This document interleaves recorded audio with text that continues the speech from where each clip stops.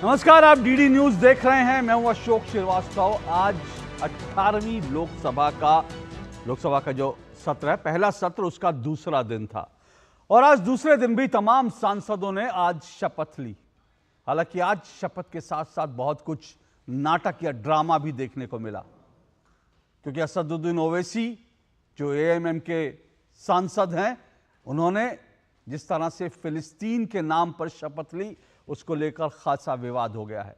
इस तरह के कई और सदस्यों ने जिस तरह से शपथ ली, जिस तरह से नारे लगाए, उसको लेकर अब चर्चा हो रही है कि क्या ये शपथ लेने का सही तरीका है। अब ये मामला आगे बढ़ेगा, इस पर और डिबेट होगी। लेकिन आज दो और सांसदों ने शपथ ली। इनमें एक कांग्रेस के नेता राहुल गांधी और दूसरे समाजवादी पार्टी के मुखिया अखिलेश यादव थे। दोनों जब शपथ ले रहे थे, दोनों के हाथ में संविधान की प्रति थी। फर्क यह था कि अखिलेश यादव के हाथ में संविधान की नीली वाली प्रति थी, लेकिन राहुल गांधी के हाथ में संविधान की लाल रंग की प्रति थी, जो पॉकेट वर्जन है संविधान का। अब ये नीला और लाल जो फर्क है, ये दोनों पार्टियों के बीच क्या अंतर है, इसमें मैं नहीं जाऊंगा। लेकिन बड़ी बात जानते हैं क्या है?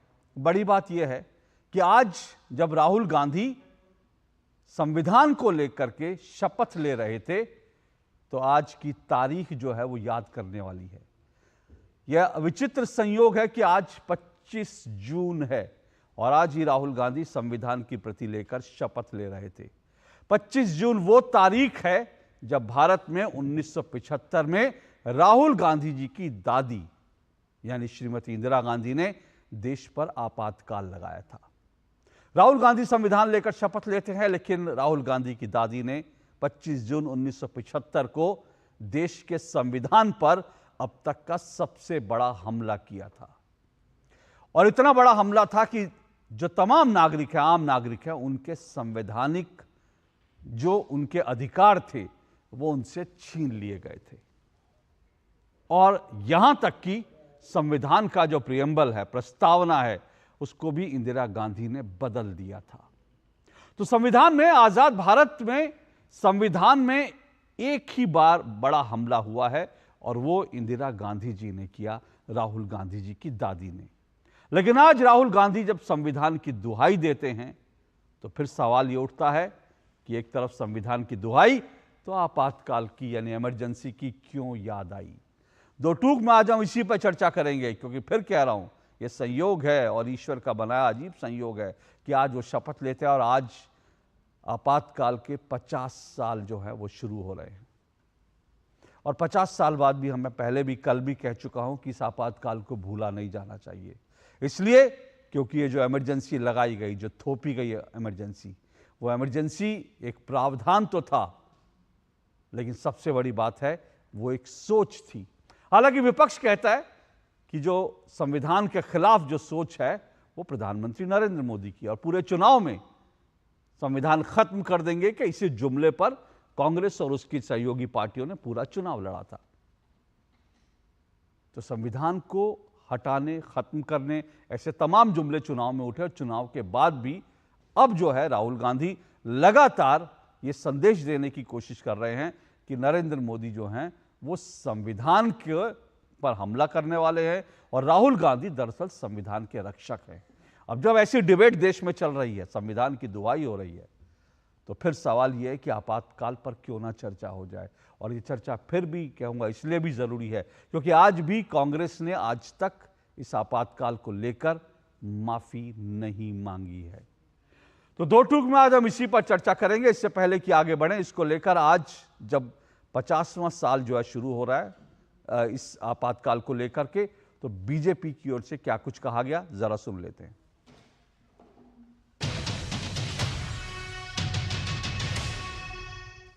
25 जून 1975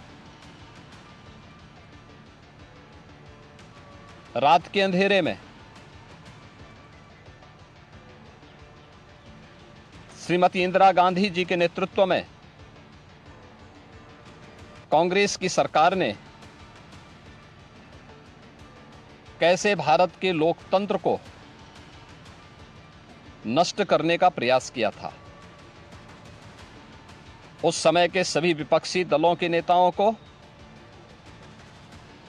उसमें से अटल बिहारी वाजपेयी जी, से मोरारजी देसाई जी, श्री जयप्रकाश नारायण जी, श्री लाल कृष्ण आडवाणी जी और विपक्ष के सभी नेताओं को बंद करके लोकतंत्र के गले को पूरी तरह घोंटने का प्रयास किया था। श्रीमती इंदिरा गांधी ने इमरजेंसी लगाई और हजारों लोगों को उसी रात को उनको अरेस्ट कर दिया गया, जिसमें मैंने नाम आपको बताया।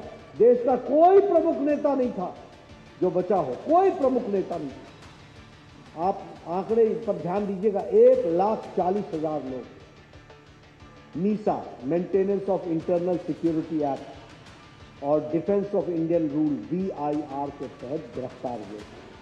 ऐसे लाखों परिवार हैं जिन्होंने अपना सर्वस्व लगाकर उस समय देश की रक्षा के लिए आए। कैसे भी करके मैं ही कुर्सी में रहूंगी और हमारा खानदान ही रहेगा, इसी भाव से इमरजेंसी लाई, देश को प्रताड़ित किया, लाखों लोगों को जेल में ठूसा और ये जो काम किया इसका एक ही उद्देश्य था, कोई देश का भला करने का उद्देश्य नहीं था, कुर्सी बचाने का उद्देश्य था। और इसलिए जो किया उसके विरोध में हमने लड़ाई लड़ी और हमें बहुत अभिमान है।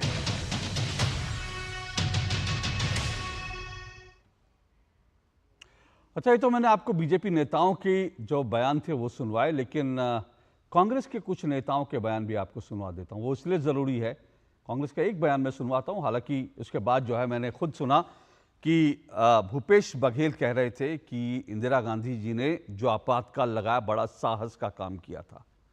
और अब ज़रा तारिक अनवर को सुनिए। ये महत्वपूर्ण इसीलिए है, मैंने इसीलिए कहा, इस प्रोग्राम की शुरुआत में ही कहा कि एक सोच है और वो सोच आज भी कुछ नेताओं की जबान से जो है झलक रही है। जरा सुनिए।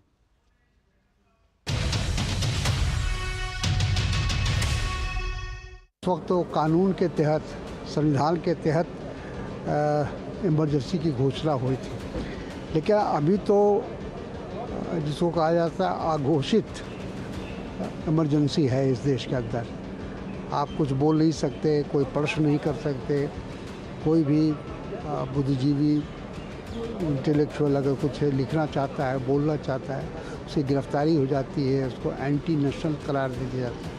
तो घोषित इमरजेंसी तो आज है, वो तो उस समय तो कानून के तहत उसकी घोषणा हुई थी।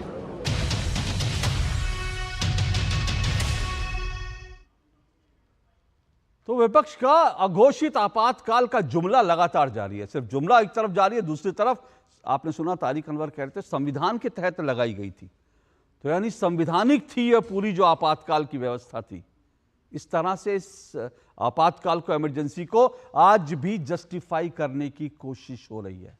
और दो टूक में आज हम इसी पर बात करेंगे और इस सोच पर प्रहार भी करेंगे और ये जानने की भी कोशिश करेंगे कि आखिर कैसे इंदिरा गांधी का एक कदम संवैधानिक प्रक्रिया का हिस्सा था। और आज मेरे साथ जो मेहमान आज की डिबेट में जुड़े हैं, आइए परिचय करवा दूं। मेरे साथ शिवम त्यागी जुड़ चुके हैं, बीजेपी के प्रवक्ता हैं शिवम त्यागी। मेरे साथ मोहम्मद आजम जुड़े हैं। मोहम्मद आजम जो हैं वो समाजवादी पार्टी के प्रवक्ता हैं। मेरे साथ स्टूडियो में विजय कौशिक जुड़े हैं, कांग्रेस के नेता हैं। स्टूडियो में मेरे साथ अवधेश कुमार जी जुड़े हैं, वरिष्ठ पत्रकार हैं, स्तंभकार हैं। और मेरे साथ एक पांचवें मेहमान, एक खास मेहमान हैं, राजकुमार भाटिया जी जुड़े हैं। राजकुमार भाटिया जी ABVP के पूर्व नेशनल प्रेसिडेंट हैं और ये उन लोगों में शामिल हैं जिन लोगों को इंदिरा जी के आपातकाल में जेल में बंद कर दिया गया था बिना किसी कसूर के। 19 महीने जो है राजकुमार भाटिया जेल में रहे और ऐसे लाखों लोग जो जेलों में रहे जिन्होंने संघर्ष किया, उनमें से एक हैं राजकुमार भाटिया जी। राजकुमार भाटिया जी, मैं इस डिबेट की, इस चर्चा की शुरुआत आपसे करना चाहता हूं, बाकी तमाम मुद्दों पर आऊंगा, लेकिन मैं ये जानना चाहता हूं कि आपको गिरफ्तार किया गया, 19 महीने जेल में रहे, कुछ तो गलती की होगी आपने सर। अगर इंदिरा गांधी जी ऐसी थोड़ी लोगों को गिरफ्तार कर रही थी, कुछ तो गलती, कुछ तो गुनाह आपका रहा होगा। गुनाह ये था कि मैं अखिल भारतीय विद्यार्थी परिषद का जनरल सेक्रेटरी रह चुका था। मैं 1970 से 74 तक ऑल इंडिया जनरल सेक्रेटरी था और विद्यार्थी परिषद की बहुत बड़ी भूमिका थी बिहार आंदोलन में। बिहार आंदोलन से पहले गुजरात आंदोलन भी हुआ था। दोनों आंदोलनों में विद्यार्थी परिषद की बहुत बड़ी भूमिका थी और इसलिए विद्यार्थी परिषद के जिन लोगों के लिए शुरू से ही मीसा वारंट जारी हो गए थे, मैं भी उनमें से एक था। इसलिए जब मेरी अरेस्ट हुई तो मुझे मीसा डेटिन्यू बना दिया गया। दिल्ली की तिहाड़ जेल में रहा मैं। जी, तो आपका गुनाह यानी ये था कि आप एबीवीपी के साथ जुड़े हुए थे और आपका गुनाह ये था कि एबीवीपी उस समय जो है आंदोलन कर रहा था। क्या वो आंदोलन हिंसक थे? बिल्कुल नहीं, बिल्कुल नहीं, क्योंकि इमरजेंसी से पहले करीब 1.5 साल की एक आंदोलन का इतिहास था। गुजरात आंदोलन और बिहार आंदोलन। बिहार आंदोलन ही जयप्रकाश नारायण आंदोलन कहलाया क्योंकि जयप्रकाश जी उसका नेतृत्व कर रहे थे। लेकिन दोनों आंदोलनों में अखिल भारतीय विद्यार्थी परिषद की बहुत बड़ी भूमिका थी, क्योंकि शुरुआत विद्यार्थियों ने की थी। तो इसलिए, और जो इमरजेंसी लगाई गई, असल में उसके 2 मुख्य कारण थे। ये आंदोलन तो था ही था, लेकिन 12 जून 1975 को इंदिरा गांधी ने लोकसभा, जो 1971 में वो लोकसभा चुनाव जीती थी, उनके खिलाफ राजनारायण जी ने याचिका की थी और इलाहाबाद हाई कोर्ट ने 12 जून को उनकी ये लोकसभा वाली सदस्यता रद्द कर दी थी, जो उनके लिए बहुत बड़ा झटका था। असल में उनको 2 झटके तो और भी लगे। वो लगे कि 12 जून को ही गुजरात में जो चुनाव हुए, जो गुजरात आंदोलन के परिणाम स्वरूप मुख्यमंत्री को त्यागपत्र देना पड़ा चिमन भाई पटेल को, चुनाव हुए, उस समय गुजरात में एक जनता पार्टी बनी थी, वो जनता पार्टी जीती और कांग्रेस हारी। और ये एक और भी बात थी कि इंदिरा गांधी के बहुत क्लोज थे डीपी धर, वो डीपी धर का भी निधन 12 जून को हुआ। तो ये भी कह सकते हैं कि 12 जून को उनको 3 पॉलिटिकल झटके लगे, 2 पॉलिटिकल झटके लगे और एक कोर्ट में चुनाव हारना। इसके बारे में बहुत कुछ जानकारियां उपलब्ध हैं कि आंदोलन चल रहा था और उस आंदोलन को कैसे पार पाया जाए, इसके लिए इमरजेंसी लगाने की बातें उनके अंदर खाते चल रही थी। भाटिया जी, ये तमाम चीजें जो हैं, ये इतिहास तो है, ये मुझे लगता है देश की नई पीढ़ी को जानना चाहिए। एक छोटा सा सवाल आपसे और पूछ रहा हूं। आपने कहा आंदोलन आपका हिंसक नहीं था, आंदोलन की डिमांड्स क्या थी, मैं ये जानना चाहता हूं। आंदोलन शुरू हुआ था 2 विषयों को लेकर, महंगाई और भ्रष्टाचार। अब ध्यान रखिए कि 1971 का चुनाव इंदिरा गांधी बहुत बड़ी मेजॉरिटी से जीती थी और अभी मुश्किल से 3 साल ही हुए थे कि देश में भ्रष्टाचार और महंगाई, इससे जनता बहुत त्रस्त थी। जी। गुजरात आंदोलन भी महंगाई और भ्रष्टाचार के खिलाफ हुआ। वही आंदोलन बिहार में पहुंच गया तो वो भी भ्रष्टाचार और महंगाई के खिलाफ हुआ। उसमें अंतर ये आया कि जब जयप्रकाश नारायण जी ने आंदोलन का नेतृत्व किया तो उन्होंने कुछ और मुद्दे भी जोड़े, जैसे उन्होंने शिक्षा में परिवर्तन का मुद्दा जोड़ा। जी। उन्होंने तो दरअसल देश में जो भी कुछ बदल चाहिए उस सबको 2 शब्दों में बांध दिया, उसको कहा संपूर्ण क्रांति का आंदोलन। जी। लेकिन जयप्रकाश जी की ये शर्त थी, जब वो आंदोलन में जुड़े तो उनकी ये शर्त थी कि ये आंदोलन अहिंसक रहेगा और अहिंसक रहेगा। ये बात उन्होंने कही थी, इंपॉर्टेंट बात है। मैं मालूम है ये सब चीजें क्यों पूछ रहा हूं आज भाटिया जी से।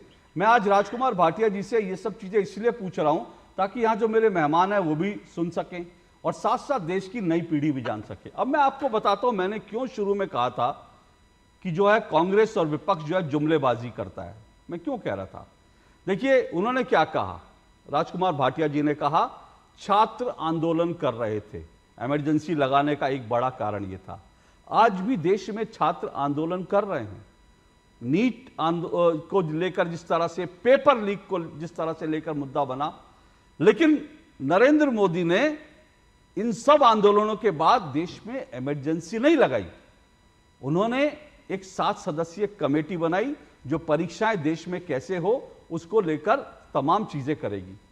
महंगाई का मुद्दा विपक्ष उठाता है और उसको हर जगह यह उठाने का अधिकार है, लेकिन नरेंद्र मोदी ने उसको लेकर भी कोई भी इमरजेंसी नहीं लगाई। कोर्ट से इंदिरा गांधी को एक झटका लगा, उनका चुनाव निरस्त कर दिया गया। लेकिन याद कीजिए, सुप्रीम कोर्ट ने जब चंडीगढ़ मेयर के चुनाव का फैसला दिया था तो फिर नरेंद्र मोदी ने आपातकाल नहीं लगाया था। तो आप समझ सकते हैं, ये सब होने के बाद विपक्ष कहता है कि मोदी तानाशाह हैं और जो आपातकाल 1975 में लगा था उसको लेकर आज तक विपक्ष जो है, जो कांग्रेस है, माफी मांगने के लिए तैयार नहीं है।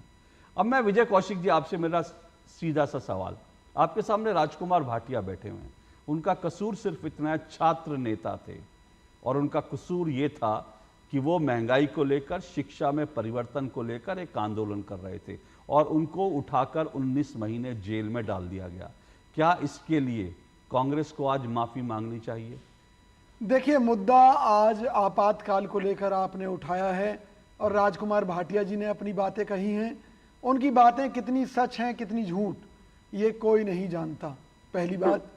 दूसरी बात कि क्या स्वर्गीय श्रीमती इंदिरा गांधी जी ने जो आपातकाल लगाने का फैसला लिया था वो संविधान को फाड़ कर लिया था, संविधान को एक साइड में रख कर लिया था, या संविधान के तहत जो उन्हें शक्तियां प्राप्त थी उनके तहत उन्होंने आपातकाल लगाया था? इसके अलावा मोदी जी के अघोषित आपातकाल और इंदिरा गांधी जी के आपातकाल में क्या फर्क था, ये आज देश की जनता को समझना होगा। हमारे कांग्रेस के कई साथी और राहुल गांधी जी पहले भी घोषित कर चुके हैं कि इस देश के अंदर जो अघोषित जो आपातकाल चल रहा है उसके चलते महंगाई की बात करने वाला, बेरोजगारी की बात करने वाला, मणिपुर की बात करने वाला, देश की जनता की बात करने वाला हर व्यक्ति देशद्रोही है भाजपा की नजरों में। भाजपा के मुताबिक तो देश 2014 में आजाद हुआ है।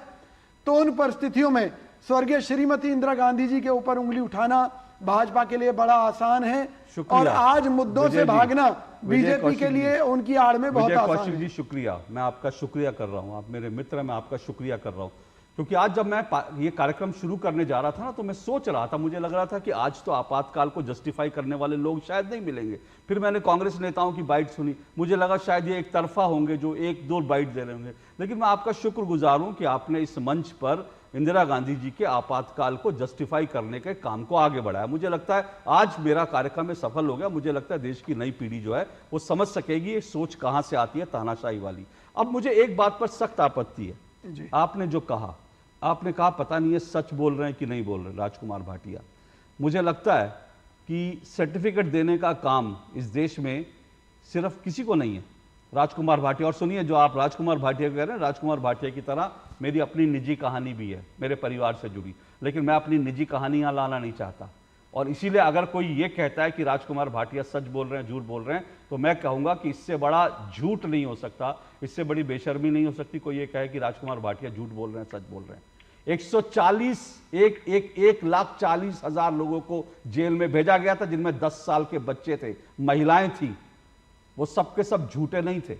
लेकिन आपने संविधान की जो बात कही ना, मैं उस बात को जरूर आगे बढ़ाऊंगा, क्योंकि यही बात कांग्रेस के नेता लगातार कह रहे हैं कि संवैधानिक प्रक्रिया के तहत लगा दिया था। तो भाई अगर संवैधानिक प्रक्रिया के तहत लगा दिया था और राजकुमार भाटिया जैसे लोग संवैधानिक प्रक्रिया के तहत जेल गए थे, तो आज तो जिन जिन लोगों को आप कह रहे हैं कि मणिपुर इन सब पे सवाल उठाने वाले देशद्रोही हैं, वो सब आज खुले घूम रहे हैं, छुट्टे घूम रहे हैं, सांड की तरह घूम रहे हैं। माफ कीजिएगा मेरे शब्द को, लेकिन मुझे बड़ा हैरानी हो रही है इस तरह के शब्दों का इस्तेमाल करना। सब छुट्टे घूम रहे हैं और कह रहे हैं कि हमको देशद्रोही कहा जा रहा है, संविधान नहीं है। आप रोज गाली दोगे, आप रोज जो है दिल्ली में सीए को लेकर दंगे करा दिए गए, दिल्ली में 60 लोगों की जान ले ली गई, लेकिन आज वो सब लोग छुट्टे घूम रहे हैं और फिर कहते हैं कि देश में संवैधानिक देश में जो है आजादी नहीं है, देश में तानाशाही है। लेकिन आपने बिल्कुल अच्छी बात कही, मैं आपकी बात का समर्थन करता हूं कि दिल्ली में दंगे हुए, हरियाणा में दंगे हुए, यूपी में हुए, अब कई सुनिए, राज्यों में हुए। नहीं, सुनिए सुनिए मैं ना, बहस को इधर और उधर ले जाना नहीं आपके चाहता। मुताबिक वो मैं लोग बहस खुले को घूम रहे सुनिए, हैं। मैं बहस को तो इधर ये उधर अघोषित हाँ, आपातकाल मैं ही तो बहस है को मैं बहस को इधर कि उधर मोदी नहीं राज में मैं बहस को गुंडा सुनिए राज विजय जी, पूरे देश में चल विजय रहा जी, है। मैं बहस को इधर उधर नहीं ले जाना चाहता, क्योंकि मैं जी, फिर कह रहा हूँ 25 बताइए, तारीख 25 जो आप तारीख कहेंगे important- सीधा मैं कह सीधा रहा हूँ ना, दो मैं टूक कह रहा हूँ जवाब छुट्टा दूंगा। घूम रही है ये दो टूक जवाब मिलेगा। ये सवाल मैं आज नहीं पूछूंगा, लेकिन ये सवाल मैं बार बार शिवम त्यागी से पूछूंगा, और मुझे संविधान इस बात की इजाजत देता है कि मैं पूछूंगी 26 ये जो दिल्ली में दंगे हुए थे उनके आरोपी छुट्टे कैसे घूम रहे हैं, लेकिन आज मैं नहीं पूछूंगा, क्योंकि आज मैं ये जो आपातकाल वाली सोच है ना, मैं चाहता हूं देश की जनता को उस आपातकाल वाली जो सोच है, ये जो तानाशाही वाली सोच है, देश की नई पीढ़ी उस तानाशाही वाली सोच को समझ सके, जान सके, इसलिए जो है। और मुझे लगता है आज मेरे जो मेहमान समाजवादी पार्टी से मोहम्मद आजम साहब भी आज वो भी खुश हो रहे होंगे, क्योंकि आज जिस तरह से तानाशाही का आपने समर्थन किया, उनको इस बात की खुशी हो रही, मुलायम सिंह यादव भी जेल में थे तो उनको लगता होगा कि शायद मुलायम सिंह यादव भी झूठ बोलते थे और इसलिए शायद उनको जेल में भेजा गया होगा। लेकिन मैं उनके पास आऊं उससे पहले शिवम त्यागी, संवैधानिक प्रक्रिया के तहत लगाई गई थी आपातकाल, संविधान में प्रावधान है। आज सारे कांग्रेसी खुलकर कह रहे हैं ये तो संवैधानिक प्रक्रिया थी, इंदिरा जी ने बड़ा साहस का काम किया था। तो राहुल जी की अगर सदस्यता गई थी तो वो कौन से गैर संवैधानिक प्रक्रिया के तहत गई? या फिर इसके अलावा अगर मैं बात करूं, जिस तरीके से जितने भी लोग इस देश में पक्ष और विपक्ष के जेल गए, वो कौन से गैर संवैधानिक उसके गए? कैसे इमरजेंसी हो गई? और ये जो बार बार अघोषित इमरजेंसी की बात हो रही है, मुझे लगता है कि अघोषित इमरजेंसी अगर होती तो आपके बराबर में बैठकर कांग्रेस के प्रवक्ता इतना बोल ही नहीं पाते। लोगों को इस बात के लिए जेल डाल दिया जाता था कि अगर किसी ने इनकलाब जिंदाबाद बोल दिया तो उस बात के लिए भी लोग जेल गए। अगर लोगों ने ये कह दिया कि इंदिरा जी की सरकार जानी चाहिए तो लोग इस बात के लिए भी जेल गए। 9000 लोग और इस देश के ऑलमोस्ट 99% ऑपोजिशन लीडर्स को सिर्फ एक दिन में जेल डाल दिया गया था। इनको अघोषित इमरजेंसी नजर आती है। इस देश में इसी देश के प्रधानमंत्री को हाय हाय मोदी मर जा तू के नारे लग गए और वो लोग बहुत घूम रहे, खुला घूम रहे, कोई दिक्कत नहीं है, इंदिरा जी की सरकार गिर जाए, सिर्फ इस बात को कहने भर से उस समय लोगों को जेल डाल दिया जाता था और ये अघोषित इमरजेंसी की बात कर रहे हैं। और कमाल की बात यह है कि जिस तरह की स्थितियां रही कि भाई संवैधानिक दायरे में रहकर ही कोई सरकार काम करती है, लेकिन किस तरीके से इस देश में मीडिया में क्या चलेगा, क्या लिखा जाएगा, क्या बोला जाएगा, क्या कहा जाएगा, इस चीज को लेकर भी स्थितियां बनाई गई, ये देश जानता है। अगर ऑपोजिशन के आज के एग्जाम्पल ले लीजिए, अगर आज के समय में मीडिया को कंट्रोल कर लिया जाए, सारे ऑपोजिशन लीडर्स को जेल डाल दिया जाए, किसी एक का भी वर्जन ना सुना जाए, मोदी जी के सिर्फ ये कहने भर से कि मोदी जी की सरकार जानी चाहिए, ये कहने भर से उसको किसी भी व्यक्ति को जेल डाल दिया जाए। एक स्कूल में 10वीं 11वीं के बच्चों को दिन में 2-2 3-3 बार गिरफ्तार कर लिया जाए क्योंकि वो नारे लगा रहे थे और ये मामला 19 महीने तक चले, और इसकी शुरुआत सिर्फ इस बात से हो कि आज की सरकार कोई 2 चुनाव हार जाए या फिर उनको चुनाव के लिए डिस्क्वालीफाई कर दिया जाए, तो सोचिए क्या स्थिति होगी। फिर संवैधानिक कहां रह गया? मीडिया अगर बैन है, खबर अगर जो है सरकार के हिसाब से पढ़ी जा रही है, देश में विपक्ष है नहीं, उनको जेल डाल दो, उनके घर में कोई मर जाए, वो ऐसे ही होता रहे, तो वो संवैधानिक कैसे हुआ? गजब बातें कहते, संवैधानिक था इमरजेंसी। बिल्कुल, मैं यही सवाल जो है मोहम्मद आजम जी से पूछना चाहता हूं। मोहम्मद आजम जी, आपातकाल में जो है वो मुलायम सिंह यादव जी को भी गिरफ्तार किया गया था, वो संवैधानिक था? देखिए आलोक जी, अशोक मेरा नाम है जी, समाजवादी पार्टी और जो विपक्ष रहा है उसने कभी ये नहीं कहा कि जो आपातकाल था वो सही था, लेकिन सवाल ये नहीं है कि सही था या गलत। माननीय मुलायम सिंह यादव जी उस टाइम 19 महीने जेल में रहे, श्रद्धेय नेता जी, और उसके बाद तमाम हमारे समाजवादी पार्टी के नेता भी, और जो जेपी मूवमेंट था वो बेसिकली समाजवादी मूवमेंट था और वो समाजवादी मूवमेंट चला। लेकिन सवाल ये है कि 50 साल मोहम्मद आजम जी एक मिनट, मैं आपको अभी मौका दूंगा। आपने कहा 19 महीने मुलायम सिंह जी जेल में रहे। विजय कौशिक जी, वो सच बोल रहे हैं, झूठ बोल रहे हैं? मैंने क्या कहा? मैं आपसे पूछ रहा हूँ, आपको उनकी बात पे भरोसा है? सुनिए मेरी बात, तो नहीं बोल रहे वो? सुनिए मेरी बात सुनिए ना, या फिर ये सब सुनिए ना, ये सब चीजें रिकॉर्ड की है, रिकॉर्ड दिखाएंगे तो मान लेंगे। अगर नहीं है रिकॉर्ड तो हम कैसे मान ले भी 19 महीने रहे? क्या पता 1 महीने रहे हो, क्या पता 2 महीने रहे हो? मतलब वो झूठ बोल रहे हैं मुलायम सिंह जी के बारे में, वो कह रहे हैं 19 महीने जेल में रहे। मैंने क्या कहा? मैं तो राजकुमार भाटिया जी के लिए भी कह रहा हूँ और मुलायम सिंह यादव जी के लिए भी कह रहा हूँ। पूछ रहा हूँ, मतलब आपको शक है भाई मुलायम सिंह क्या यादव सच है क्या झूठ है? अच्छा तो ठीक है, जो चीज ओके, ये भी ठीक है, ये भी सही बात है। मोहम्मद आजम जी, कोई सर्टिफिकेट है आपके पास वो 19 महीने जेल में रहा उसका कोई? क्योंकि वो कह रहे हो सकता है सच हो सकता है झूठ हो। आज तो बड़ी विचित्र बात हो रही है। कांग्रेस ने यहाँ समाजवादी पार्टी के प्रवक्ता को कह दिया पता नहीं सच बोल रहे। ये वर्तमान परिस्थितियों की बात आप नहीं कर रहे हैं, आप बात कर रहे हैं 1975। नहीं, एक मिनट मोहम्मद आजम जी, विषय आपको बताया गया था ना। मैं वर्तमान की बात करूंगा ना, आपको मौका दूंगा, लेकिन मैं 50 साल, विषय तो मैंने आज यही तय किया कि ये जो संविधान की आज जो दुहाई दे रहे हैं वो जो है किस तरह से उनको जब आप संविधान की दुहाई देते हैं तो मुझे याद आता है कि संविधान को कैसे चिथड़े उड़ा दिया गया था और आज उसके लिए कोई माफी मांगने के लिए तैयार नहीं। इसलिए मैं ये विषय उठा रहा हूं और ये विषय आपको बताया गया था। तो मैं तो ये कह रहा हूं कि आज देखिए मुलायम सिंह यादव जेल में गए थे, उसको भी ये सही मानने को तैयार नहीं। वो कह रहे हैं कि भाई आपका सर्टिफिकेट तो दिखाइए, कागज दिखाइए, जैसे कांग्रेस वाले कागज मांगते थे सीए के आंदोलन में, वैसे वो कह रहे हैं जेल जाने के कागज दिखाइए। 1975 की चर्चा करना चाहते हैं, आज हम संविधान हाथ में लेके क्यों चल रहे हैं, इसकी भी चर्चा आपको फिर करनी चाहिए। नहीं तो शायद सिक्के के दोनों पहलू आप देख नहीं रहे हैं। मैं तो दोनों पहलू देखूंगा सर, मैं आपको आज की बात भी कहने की इजाजत दूंगा, मुझे कोई तकलीफ नहीं है, आप आज की बात करिए। लेकिन सुनिए तो सही, आप आज की बात कीजिए, मुझे कोई एतराज नहीं है मोहम्मद आजम जी। लेकिन मैं सिर्फ ये कह रहा हूं, जैसे आपने शुरुआत करी, आपने कहा कि हाँ वो आपातकाल लगाया गया था, गलत था। मैं फिर कह रहा हूं, कांग्रेस कह रही है संवैधानिक था, कांग्रेस कह रही है इंदिरा गांधी ने साहस का काम किया था। तो आपके तो सब कुछ जो है मुलायम सिंह यादव जी थे। तो मैं आपसे पूछ रहा हूं, क्या उनको जेल में भेजना संवैधानिक था? ये तो आप तय करेंगे ना कि आप कांग्रेस के सामने इतना झुक गए हैं कि कांग्रेस की कोई भी बात मान लेंगे। नहीं जानता हूं, ठीक है, अगर कांग्रेस का कोई भी व्यक्ति ये आज कहने के लिए नहीं तैयार है कि वो एक अच्छा काम था, वो आज ये मानता है कि वो शायद उस टाइम की गलती थी और जो नहीं होना चाहिए था, लेकिन अगर वो हुआ है, कोई भी ये मानने को नहीं तैयार है कि वो एक अच्छा स्टेप था। वो क्यों हुआ था, कैसे हुआ था, वो उस समय की परिस्थितियां जाने, लेकिन ये कह दिया जाए कि उसे जस्टिफाई किया जा रहा, ऐसा नहीं है। और आज की जो परिस्थितियां हैं, जो विपक्ष आज कह रहा, वो एक डिफरेंट चीज है। विपक्ष आज कह रहा, वो पिछले 10 सालों के शासनकाल के बिहाफ पे कह रहा है। अगर वो कह रहा है तो कहीं ना कहीं उसकी बातों में कुछ सच होगा। ऐसा तो नहीं है कि 100% विपक्ष झूठ बोल रहा है। सुनिए मोहम्मद आजम जी, मैं एक छोटा सा फैक्ट चेक कर देता हूं, ब्रेक लूंगा, उसके बाद अवधेश जी के पास आऊंगा। छोटा सा फैक्ट चेक कर देता हूं।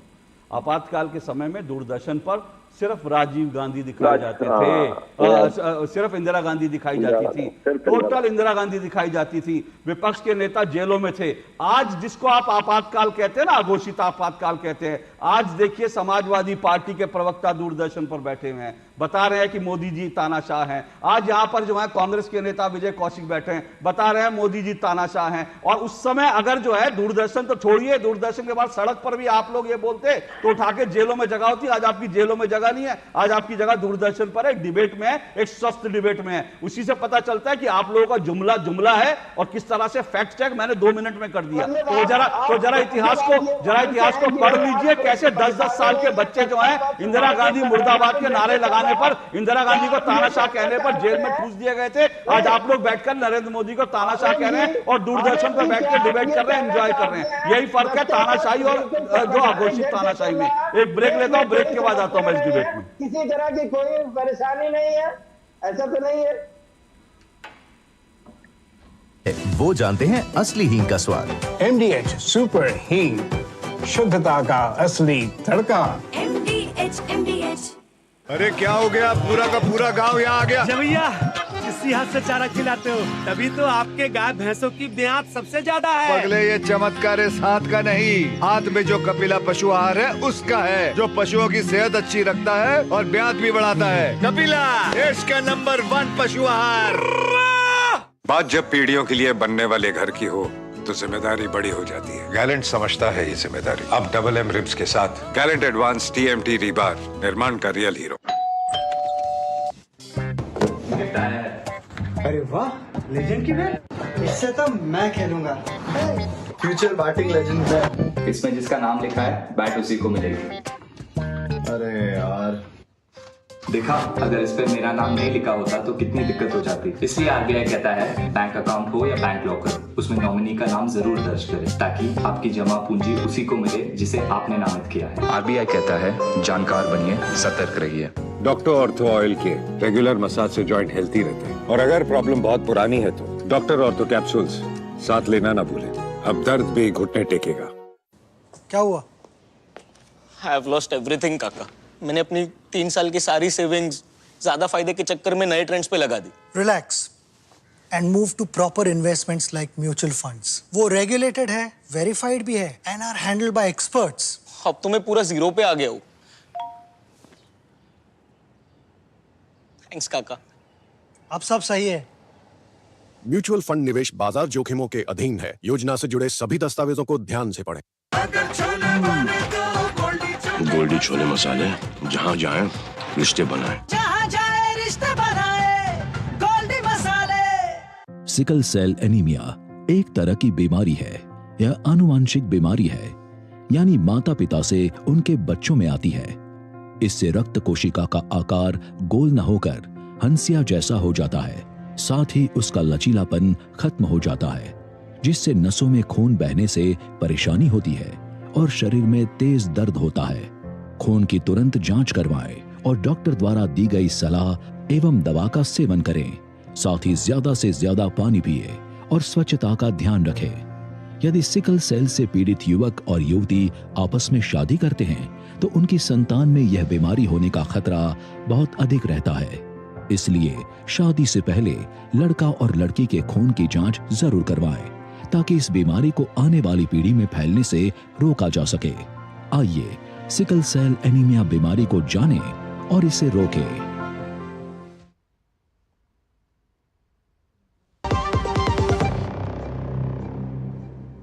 दोटुका देख रहे हैं। दोटुक में आज हम चर्चा कर रहे हैं संविधान की दुहाई तो इमरजेंसी की याद आई। ऐसा इसलिए क्योंकि आज जो है संविधान को लेकर राहुल गांधी और अखिलेश यादव ने संसद में शपथ ली। लेकिन जब संसद की बात करते हैं, जब शपथ लेते हैं, संविधान को लेकर, संविधान की प्रति लेकर शपथ लेते हैं, तो फिर याद आता है आज तो 25 जून है और आज ही जब वो शपथ लेते हैं संविधान को लेकर। और 25 जून वो तारीख है जब इंदिरा गांधी ने, यानी राहुल गांधी की दादी ने, देश में आपातकाल लगाया था और लोगों के संवैधानिक अधिकार छीन लिए गए थे। आज ये जो है, ये आज कह सकते हैं कि आज देश में आपातकाल नहीं है, आज देश में इमरजेंसी नहीं है, लेकिन इमरजेंसी वाली सोच जो है वो आज भी है। कांग्रेस कहती है, विपक्ष कहता है कि इमरजेंसी वाली सोच जो है वो प्रधानमंत्री नरेंद्र मोदी की है, जबकि जिस तरह से इमरजेंसी के मुद्दे पर कांग्रेस जो है इमरजेंसी को डिफेंड करती है, उससे सवाल ये उठता है कि क्या वो सोच कांग्रेस के नेताओं में आज भी जिंदा है। इन्हीं सब पर चर्चा कर रहे हैं। मेरे साथ 5 मेहमान जुड़े हुए हैं। शिवम त्यागी, मोहम्मद आजम जुड़े हैं समाजवादी पार्टी से, विजय कौशिक हैं कांग्रेस के नेता, अवधेश कुमार जी हैं वरिष्ठ पत्रकार, राजकुमार भाटिया जी हैं पूर्व ABVP के राष्ट्रीय अध्यक्ष, जिन्हें इमरजेंसी में 19 महीने तक जेल की सजा काटनी पड़ी, सिर्फ इसलिए क्योंकि वो छात्र नेता थे, महंगाई के खिलाफ और शिक्षा में जो है सुधार को लेकर वो आंदोलन कर रहे थे। इस बीच मेरे पास एक खबर भी आ रही है, ये भी मैं बता दूं कि ब्रेकिंग न्यूज इस वक्त आ रही है और ब्रेकिंग न्यूज ये है कि कांग्रेस ने तय किया है कि कांग्रेस की तरफ से राहुल गांधी होंगे नेता प्रतिपक्ष। जी हां, इस वक्त की बड़ी खबर है। इससे पहले हालांकि कांग्रेस ने यह तय किया था कि राहुल गांधी नेता प्रतिपक्ष होंगे, लेकिन राहुल गांधी ने वो फैसला नहीं लिया था। लेकिन अब जो है इसका ऐलान हो गया है, राहुल गांधी लोकसभा में विपक्ष के नेता होंगे। ये एक बड़ी खबर है और 10 साल में पहली बार ऐसा हो रहा है कि पिछले 10 सालों में लोकसभा के अंदर कोई नेता प्रतिपक्ष नहीं था, क्योंकि कांग्रेस के पास या किसी भी पार्टी के पास 10% जो है कुल लोकसभा सीटों का, उसका 10% उसको नहीं मिली थी। लेकिन इस बार कांग्रेस को 99 सीटें मिली हैं और अब नेता प्रतिपक्ष का जो है जिम्मा वो राहुल गांधी संभालेंगे। कांग्रेस महासचिव KC वेणुगोपालन ने इसकी घोषणा की है। तो नेता प्रतिपक्ष राहुल गांधी होंगे, ये लोकसभा में इसका ऐलान किया गया है। कुमार आलोक हमारे संवाददाता इस पर जुड़ रहे हैं। कुमार आलोक, कांग्रेस ने फैसला ले लिया है, इस बात की आधिकारिक रूप से पुष्टि कर दी गई है? असल सर इसमें क्या था कि इसमें बहुत सारी विडंबनाएं थी और उसमें था कि दीपेंद्र हुड्डा को बनाया जाए या अखिलेश यादव को बनाया जाए। कांग्रेस की कार्य समिति में जो बैठक हुई थी उसमें पूरे कांग्रेस का कार्य समिति ने कहा कि नहीं, राहुल गांधी को विपक्ष का नेता बनाया जाए। और उसमें ये जो फैसला हुआ है अपने आप में उसको आप कह सकते हैं कि मैंने ऐतिहासिक है। और राहुल विपक्ष का नेता जब अगर बनेंगे तो उनको मैंने विदेश में जो छुट्टियां मनाते हैं जो भी हैं उनको उन चीजों पर तार रखना होगा। जी शुक्रिया कुमार आलोक आपका जानकारी देने के लिए। तो जो है कांग्रेस के नेता राहुल गांधी अब नेता प्रतिपक्ष होंगे और संसद में अब वो नेता प्रतिपक्ष की जिम्मेदारी संभालेंगे। ये इस वक्त की बड़ी डेवलपमेंट है। तो चलिए इसी के साथ इस डिबेट को आगे बढ़ाते हैं। अवधेश जी, कांग्रेस आज भी कह रही है और अब तो नेता प्रतिपक्ष राहुल गांधी हो गए हैं, संविधान की प्रति लेकर वो बैठेंगे और कांग्रेस आज भी कह रही है कि जो आपातकाल लगाया वो तो संवैधानिक प्रक्रिया का हिस्सा था, संविधान इसकी इजाजत देता है। तो संवैधानिक प्रक्रिया का तो हिस्सा था ही, इसमें कहाँ दो मत है। संविधान का गला घोंटना भी संवैधानिक प्रक्रिया का ही हिस्सा था। संविधान का गला घोंट करके असंवैधानिक शक्ति ले लेना, सुप्रीम कोर्ट की शक्तियों को हड़प लेना, देश में अभिव्यक्ति की आज़ादी खत्म कर देना, ये सब तो ताकत मिलती है ना संविधान से ही, क्योंकि संविधान तो हमारे में निहित हो जाता है ना। वो संविधान जो आप सोचते हैं कि संविधान सभा से निर्मित संविधान नहीं है, वो संविधान भी एक व्यक्ति में समाहित हो गया है और उस व्यक्ति को जो बोलता है वही संविधान होता है। वो था उस समय का, तो वो आज बोल रहे हैं। अब आप देखिए ना, जिस इमरजेंसी को अब इस समय इमरजेंसी का सपोर्ट कम्युनिस्ट पार्टियों ने, माने सीपीआई ने, खासकर सीपीआई बड़ी पार्टी थी, इमरजेंसी का सपोर्ट किया था। हालांकि ज्योति बसु के बारे में कहा जाता है कि वो तो कह दिए थे कि इंदिरा गांधी कभी भी जो है विपक्ष के नेताओं को बंद करवा सकती थी। अपने दरवाजे पर उन्होंने लोहे के ये बनवा दिए थे, गार्डर बड़े बड़े लगवाए थे कि हमारे यहाँ पुलिस आएगा तो कैसे बचेगा, लेकिन सीपीआई थी। अब अगर संविधान की प्रति को, वैसे तो लाल हमारे हनुमान जी का भी रंग है, लेकिन संविधान की प्रति को लाल रंग में कोई ला रहा है तो ये भी सोचने की बात है कि इसके पीछे कौन सी शक्तियां हैं, क्योंकि भारत का संविधान इस ढंग से लाल रंग में हमने देखा नहीं था। कहाँ छपा है, ये गुटके कहाँ से आ रहे हैं, क्योंकि लाल रंग वाले देश में कभी भी लोकतंत्र की बात उन्होंने अपने जीवन में की नहीं है। इसलिए मुझे तो यही भय लग रहा है कि आज आपातकाल के 50वीं बरसी पर ये आपातकाल की बात करने वाले जो लाल रंग का संविधान लहरा रहे हैं, ये कौन सी लोकतांत्रिकता है। इस समय जो लोग आपातकाल की बात करते हैं, केवल उनको यह ध्यान रखना है कि इस देश में एक ही समय राष्ट्रीय स्तर पर आपातकाल लगा, जरा उससे तुलना कर लीजिए। आप मुलायम सिंह की बात कर रहे हैं, बाद में तो लोक दल पूरा जनता पार्टी में शामिल हो गया। लोक दल के सभी बड़े, उस समय मुलायम सिंह यादव इतने बड़े नेता भी नहीं थे, लोक दल के सभी बड़े नेता जो है जेल में डाले गए और वो सब लड़ाई लड़ रहे थे। आज के लोगों को पता ही नहीं है। कम से कम कांग्रेस के साथ होना समझ में आती है। आप कम से आपातकाल के विरुद्ध लोग नहीं खड़ा हो गए, जिसमें लाठियां खाए, जेल गया है। लालू यादव जी की बेटी का नाम जो मीसा भारती है, वो मीसा उसी के नाम पर है, क्योंकि बंद हुआ था तो बेटी, पहली बेटी हो रही है, वो जेल में है, इसलिए मीसा नाम रखो। वो सब कांग्रेस के साथ खड़े हो रहे हैं, लेकिन आपातकाल का विरोध इस देश में नहीं हो रहा है। नरेंद्र मोदी आपातकाल का प्रतीक हो गया है। अब मैं पूछ रहा हूं कि जिस ढंग से राहुल गांधी जी ने संसद में खड़े होकर के और अडानी से लेके हिंडनबर्ग पर बातें की थी और बाद में वो गलत साबित हुई। इमरजेंसी तो छोड़ दीजिए, अगर किसी के मन में संवैधानिक शक्ति के आधार पर कार्रवाई करने का भाव होता तो संसद में वो किस प्रकार से, वो तो प्रिविलेज का उल्लंघन था। सुप्रीम कोर्ट ने गलत कर दिया। क्या स्थिति होती हमारे देश में। जिन लोगों ने, और कह रहे हैं आप, ये तो केवल ये कह रहे हैं, आप तो टीवी की बात कर रहे हैं। उस समय जो अखबार छपते थे, राजकुमार भाटिया जी बताएंगे, वो पहले आपको सेंसरशिप, हर जिले में सेंसरशिप का वो जाता था कि कौन सी खबर जा रही है। वो जिस पर टिक लगा देता था वही जाएगा, नहीं टिक लगाएगा और नहीं जाएगा। इंडियन एक्सप्रेस की बिजली काट दी गई उस रात में जब शुरू हुआ था। बहादुर शाह जफर मारो के जितने थे, सॉरी सबकी बिजली काट दी गई थी ताकि लोग जो है इसके खिलाफ आवाज। अखबार और पत्रिकाओं पर बैन लग गया, ये बहुत सारे अखबार पत्रिका निकाले ही नहीं जा सकते हैं। ये असाधारण स्थिति, पूरे देश में एक भय पैदा हो गया था, लोग डर के मारे छिपे हुए थे, जिनको काम करना था अंडरग्राउंड हो गए थे लोग। कहां होगा, उसके परिवार के साथ क्या बीती होगी, आपका तो आप खुद भुगते हैं उस समय, कितने लोगों ने भुगता है। और आज उस इमरजेंसी पर एक लाइन भी देश का विपक्ष बोलने के लिए अगर तैयार नहीं है तो आप सोच सकते हैं देश कहां पहुंचा हुआ है। यह केवल इमरजेंसी का विरोध नहीं है, इसका मतलब तो यही है कि यह देश वैचारिक रूप से एक समय अंग्रेजों के गुलामी का भी विरोध नहीं कर सकता है। और आज अंग्रेजों के समय की बहुत सारी बातों को विपक्ष जो है इसलिए आरोपित कर रहा है कि बीजेपी क्यों उसको बदल रही है।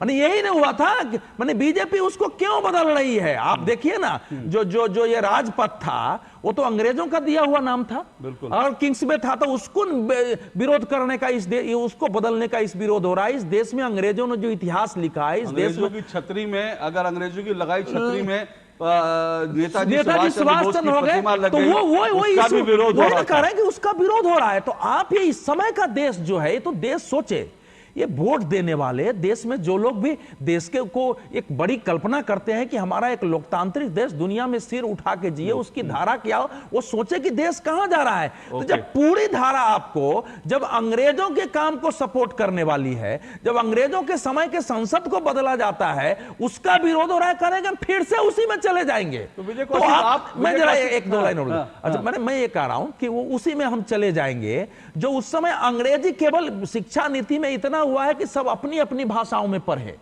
उसका विरोध हो रहा है जब इस देश में। और एक नेता जिनके परिवार के लोग जेल में रहे हैं, और अभी तो मैं पढ़ रहा था बिहार के एक बड़े नेता हैं, उन्होंने प्रभात खबर में एक लेख लिखा, उन्होंने कहा कि अरे आंदोलन के कारण वो जेल में थे, आंदोलन के कारण इंदिरा गांधी ने इमरजेंसी नहीं लगाई थी, और ना आंदोलन के दबाव में उन्होंने इमरजेंसी हटाया था। आज प्रभात खबर उनका लेख छपा हुआ है। तो इस प्रकार से जिन लोगों ने अपनी नैतिकता बदल लिया, अपना ईमान बदल लिया, अपना धर्म बदल लिया है, उनसे आप कल्पना करेंगे। उस समय जो लोग खड़े हुए उनके देश की कल्पना थी, लाठियां खाई, जेल गए, झुके नहीं कि लोकतंत्र को जाने नहीं देंगे।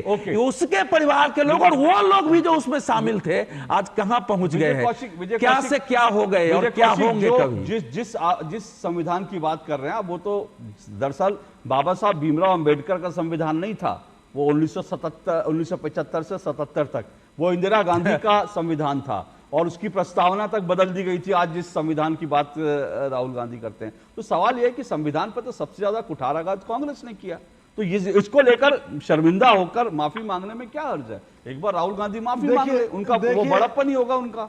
देखिए अशोक भाई, बातें हैं, बातों का क्या। अभी बड़े भाई अवधेश जी कह रहे थे कि लाल संविधान की कॉपी लेकर आए हुए थे, तो इन्होंने भी लाल कुर्ता पहना हुआ है।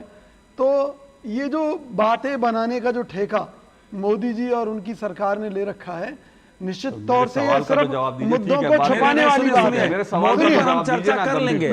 मैं ये कहना चाहता हूं, आप पहली बार भी ऐसा ही बोले नहीं, पहली बार भी निहायत ही गैर जिम्मेवार तरीके से लोगों की भावनाओं को, बिल्कुल गैर जिम्मेवार नहीं, इस देश में, देश की जनता को पता होना चाहिए। दूसरी आजादी की लड़ाई भाई, आप दूसरी आजादी की लड़ाई पर आपने कान खोल दिया। मेरा जवाब नहीं, अशोक जी देखिए, अशोक भाई इमरजेंसी भावना का प्रश्न है। इस देश में पत्रकारों को जेल जाना पड़ा था, इस देश के लाल किताब की तरफ ले जा रहे हैं देश को, सिनेमा रोक दिए गए थे, ये मुझे अपनी बात रखने दें, पर वैसे गाने रोक दिए गए जो हो जाता था। ये इस देश नहीं चलना चाहिए, मतलब आप एक शब्द नहीं बोल सकते थे उसके बारे में बैठ के करेगा। ईमानदारी से बात रखने की, बात रखने की बात है के अंदर। देखिए हम लोगों के अंदर देश के अलावा कुछ नहीं है अपने जीवन में।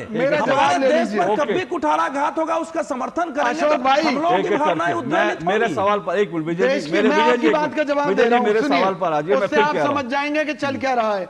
नहीं चल, मेरे सवाल का जवाब दीजिए ना, मैं क्या सवाल पूछ रहा हूं। मेरा सवाल आपने कहा कि आपातकाल लगा, मेरा सीधा सा सवाल है, जिम्मेवार कौन? मेरा सीधा से, मैंने जिम्मेदार कौन है ये कोई बताने की बात उसके लिए माफी क्यों नहीं मांगी? मैं तो ये कह रहा हूं कि माफी उसके लिए मांगेंगे राहुल गांधी, मेरा जवाब ले लीजिए, बड़े हो जाएंगे वो। मैं देश की जनता को, जिन सीपीआई का जिक्र किया, सीपीआई ने आपातकाल का समर्थन किया था और बाद में सीपीआई ने उसके लिए देश से माफी मांगी। कहा माफी मांगते हैं कि हम आपातकाल के समर्थन में खड़े थे, लेकिन कांग्रेस में ऐसा क्या अहंकार है कि वो आज जो है आपातकाल और जो लाखों लोगों के घर उजड़ गए उसके लिए माफी मांगने के लिए आज तैयार नहीं है आप लोग। अशोक भाई, बड़ी सीधी सी बात मैं देश की जनता के सामने आपके माध्यम से रख रहा हूं अपनी विचारधारा, कांग्रेस पार्टी की विचारधारा।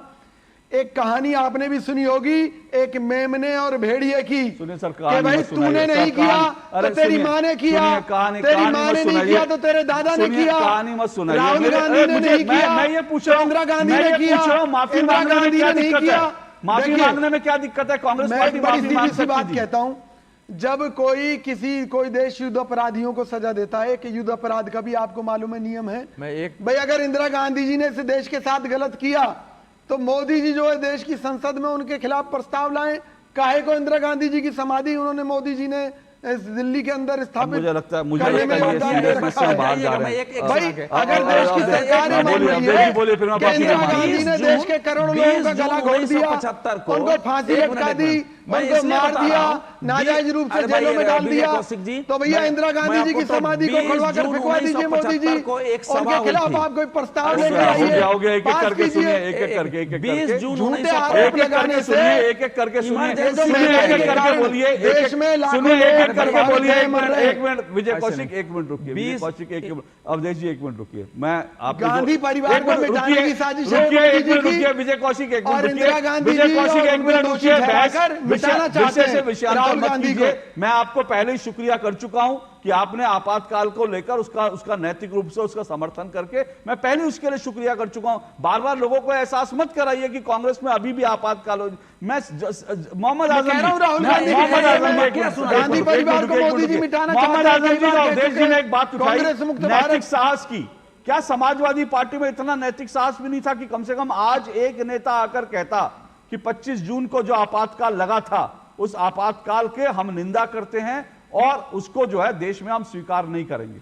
कम से कम इतना नैतिक साहस तो आज दिखा सकते थे कांग्रेस के समाजवादी पार्टी। क्या समाजवादी पार्टी के राष्ट्रीय अध्यक्ष या किसी नेता ने आज ये बयान दिया कि वो आपातकाल बहुत अच्छा था, हम उसका समर्थन करते हैं? नहीं तो विरोध नहीं, अच्छा नहीं वो कर देते सर, कर दीजिए सर, अगर आपको अच्छा लगता है तो हो रहा है, मतलब कर दीजिए अगर आपको अच्छा लगता है तो आपातकाल। हम ये कह रहे हो नहीं आज 25 तारीख, अच्छा सुनिए 25 तारीख है, 2 अक्टूबर को महात्मा गांधी को श्रद्धांजलि क्यों देते हैं आप लोग?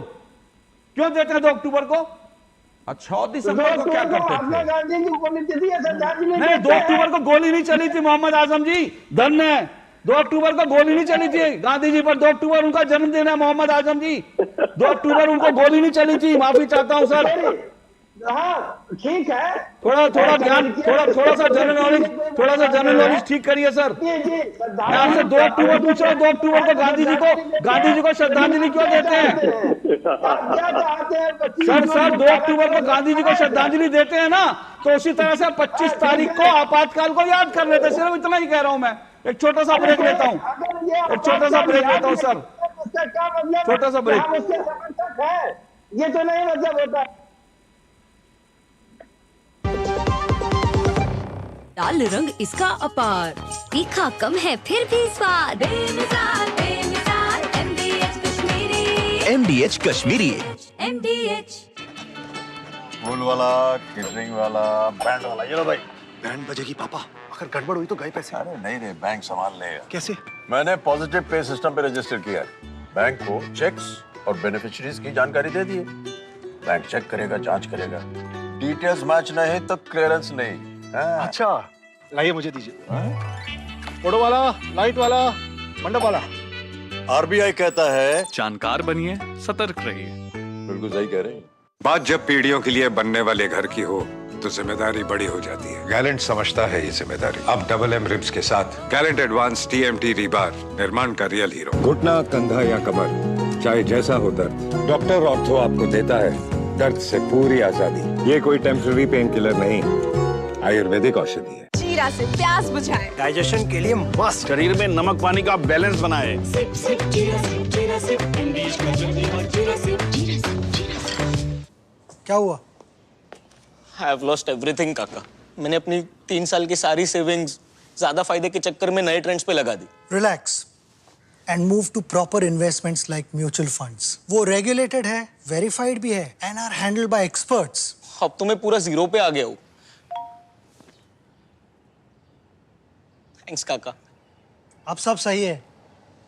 म्यूचुअल फंड निवेश बाजार जोखिमों के अधीन है। योजना से जुड़े सभी दस्तावेजों को ध्यान से पढ़ें।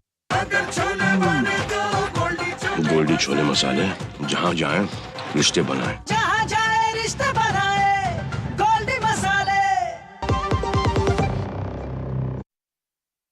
दो टुक आप देख रहे हैं और दो टुक में हम आपातकाल की बात कर रहे हैं। संविधान की दुहाई तो इमरजेंसी की याद आई। 5 मेहमान मेरे साथ जुड़े हैं। और राजकुमार भाटिया जी, मैं आपसे जानना चाहता हूं कि जेलों में इस तरह की बहुत सारी हॉरर स्टोरीज जो हैं लोगों ने सुनी, और मैं बहुत छोटा था, मैंने भी अपने आसपास ऐसे बहुत सारे लोग देखे थे, महिलाओं तक देखी थी जिनके शरीर को सिगरेट से जला दिया गया था। जेलों में इस तरह की भयंकर यातनाएं दी जाती थी। क्या ये सब चीज़ें आप लोगों की जानकारी में भी आती थी जेलों में जब आप बंद थे? बिल्कुल बिल्कुल आती थी। हालांकि अलग अलग तरह के अनुभव रहते थे। कुछ तो थानों में होता था और कुछ जेलों में होता था। क्योंकि जब जिसको अरेस्ट किया जाता था पहले उसको थाने में ले जाया जाता था और बाद में जेलों में ले जाया जाता था। और अलग अलग जेलों के अलग अलग अनुभव हैं, लेकिन कॉमन बात ये थी कि उस समय सचमुच वो स्थिति थी कि लोगों को लगता था कि 5 साल 10 साल हम ऐसे ही रह जाएंगे। और एक बड़ी मशहूर कहावत थी, कहा जाता था कि हमको किसी दिन गोली मार दी जाएगी और हमारी लाश को एक बोरे में भरकर हमारे घर वालों को सौंप दिया जाएगा, यानी बोरा रिहाई होगी। इस तरह की बात आपस में लोग जेल में करते थे। जेल के अंदर का वातावरण जो था सो था, बाहर का वातावरण तो और भी डरावना था। अभी जो भी लोग बातें कर रहे हैं, मोदी जी को जो भी कह रहे हैं, लेकिन सड़क पर चलते हुए लोग इंदिरा गांधी के बारे में कोई 2 बातें गलत बोल नहीं सकते थे, ये स्थिति थी। अखबारों पर जो प्रतिबंध था, मीडिया पर जो प्रतिबंध था, उस समय केवल दूरदर्शन था, तो जिस तरह का सेंसर सब चलता था और तरह तरह के लोगों के साथ अत्याचार हुए। मुझे शाहदरा पुलिस स्टेशन ने गिरफ्तार किया था। मुझे 18 घंटे शाहदरा थाने में खड़ा रखा गया क्योंकि उस समय के जो SHO थे वो मेरे को डराना चाहते थे। मैं ये भी बताना चाहता हूँ कि मेरे साथ ही 2 बड़े प्रमुख लोग देश के, एक माननीय मदन दास जी जो RSS के सह सरकार्यवाह हुए और एक श्री ओम प्रकाश कोहली जो गवर्नर थे गुजरात के, वो दोनों भी किसी कारण से मेरे साथ ही गिरफ्तार हुए थे। कोहली जी की तो एक टांग खराब थी, फिर भी हम दोनों को शाहदरा थाने में 18 घंटे खड़े रखा गया, हमको डराने के लिए। और इस तरह के और मारना पीटना, दिल्ली में ही हमारे एक साथी थे जो डूसू के उस समय सेक्रेटरी थे जी, उनको इतना मारा था कि उनको बाद में ठीक होने के लिए कई दिन लग गए थे। जाहिर सी बात है, ये इस तरह के अत्याचारों की लंबी फेहरिस्त है जो हम लगातार सुनते हैं। और बार बार कह रहा हूं, इसमें कई लोगों की जान गई और उनका कोई ट्रैक रिकॉर्ड नहीं है। और जिस तरह से बता रहे हैं ना राजकुमार भाटिया जी, जब गिरफ्तारी होती थी, आप उस गिरफ्तारी को चुनौती नहीं दे सकते थे अदालत में। और मैंने कल भी बताया था, आज फिर बता रहा हूं कि इंदिरा गांधी के अटॉर्नी जनरल जो है वो खड़े हुए थे कोर्ट में और ये कहा था कि अगर किसी की जान चली जाएगी तो उसके लिए भी सरकार को आप जिम्मेदार नहीं ठहरा सकते, सरकार से आप सवाल नहीं पूछ सकते। तो यानी देश में एक बार जो है आजादी के बाद आपका जीने का अधिकार छीन लिया गया था और वो इमरजेंसी थी। शिवम त्यागी, लेकिन सवाल यह है कि लोग ये बार बार कहते हैं कि भाई अशोक जी, केवल एक बात कहूंगा जी जल्दी से, विजय कौशिक जी को रिकॉर्ड चाहिए तो इमरजेंसी के बारे में इतना रिकॉर्ड अवेलेबल है कि वो जरा पढ़ने की कोशिश कर लें। और ये भी पक्का है, आज नहीं तो कल सर ये सारा रिकॉर्ड है और अभी अवधेश जी ने बताया मुलायम सिंह यादव जी ने तो पेंशन लागू की थी जो जेलों में गए थे इमरजेंसी में, और आज समाजवादी पार्टी में इतना नैतिक साहस नहीं है कि इसका विरोध कर सके। पर शिवम त्यागी आज वो बार बार कह रहे हैं हम लोग पीछे की बात कर रहे हैं, पीछे की बात कर रहे हैं, 50 साल पहले जा रहे हैं। आज देखिए ना, आज देश की क्या स्थिति है। आप लोगों ने आज देश में अघोषित आपातकाल लगा रखा है। अशोक जी केवल एक वाक्य बोल रहा हूँ, एक वाक्य बोल रहा हूँ कि आज नहीं तो कल कांग्रेस को माफी मांगनी पड़ेगी। कांग्रेस इस देश में राजनीति कर नहीं पाएगी अगर वो माफी नहीं मांगी। चलिए अच्छी बात है, मैं उस दिन का इंतजार करूंगा। शिवम त्यागी जल्दी से अपनी बात कर लें जी।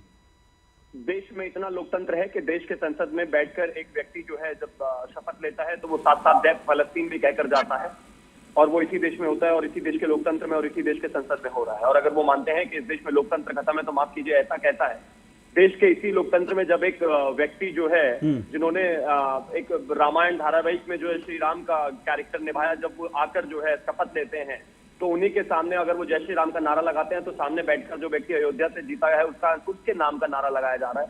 तो लोकतंत्र कैसे खत्म हो गया? देश में अभी चुनाव हुए हैं और चुनाव में विपक्ष को एक अच्छी खासी सीटें आई हैं और उसके बाकायदा वो फल फूल रहे हैं और सांस ले रहे हैं।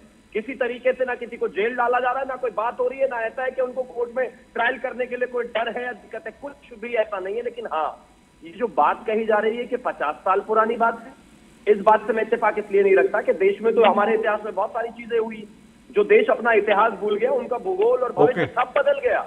अगर आप अपने इतिहास को भूलना चाहते हैं तो यानी कि मतलब ये हुआ कि अंग्रेजों से जो हमने लड़ाई लड़ी, घोषित इमरजेंसी के बारे में सवाल ले लीजिए। समय बिल्कुल खत्म हो गया।